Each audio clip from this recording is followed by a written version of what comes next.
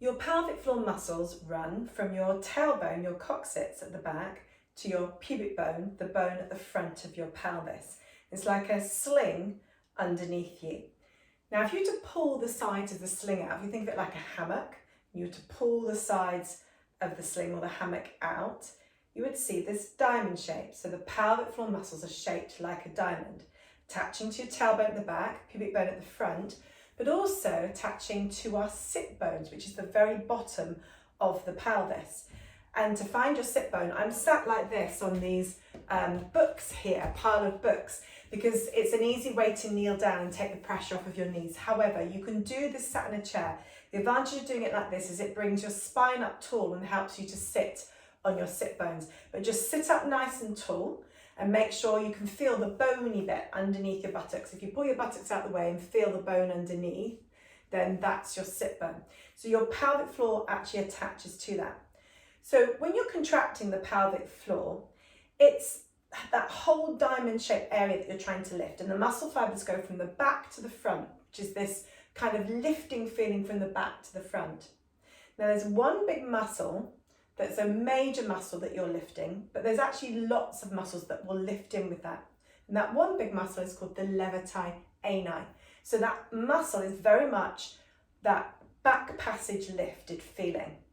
So when you lift up through the back passage, you're lifting that levator ani. But because it's such a big muscle, it really is a supportive muscle. And as I said, it helps to contract all the other muscles as well. So if we focus on the levator ani, which is that stop from the back passage, it helps to bring the whole of the pelvic floor up. And the reason this is so important, because it can help with bladder leaks, it's helping to strengthen and protect you there. It's also helping to support you, because it supports the bowel at the back, and if you have a uterus in the middle, which sits over the top of the bladder at the front.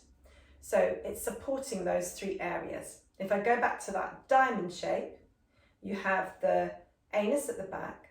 The vagina, if you have one, is towards the front, but behind the urethra. So there's a space between the anus and the vagina, and then there's a urethra at the front. So you've got those three areas. So if I turn the diamond back to where it is, so it's lying horizontal, if you see it like that, that's where you'll see this space. And all that space in between is muscle. And this is the muscle that you're trying to lift up. Now that levator ani isn't down here, it's slightly up and inside you, because you have the superficial layer, which is the layer you can see. Then you have a layer in the middle, which is the sphincter muscles, which is that lift up, that little squeeze, that little stop yourself going for the toilet, that little hold. So you just hold it and lift it. That's that layer, the sphincter muscles that go around the anus, the vagina, and the urethra. And then you've got the levator ani, which is above that, which is the lift, that lifted feeling.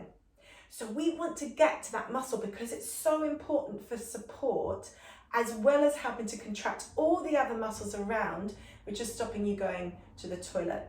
But unless you get to that levator ani muscle, you don't properly contract the whole area.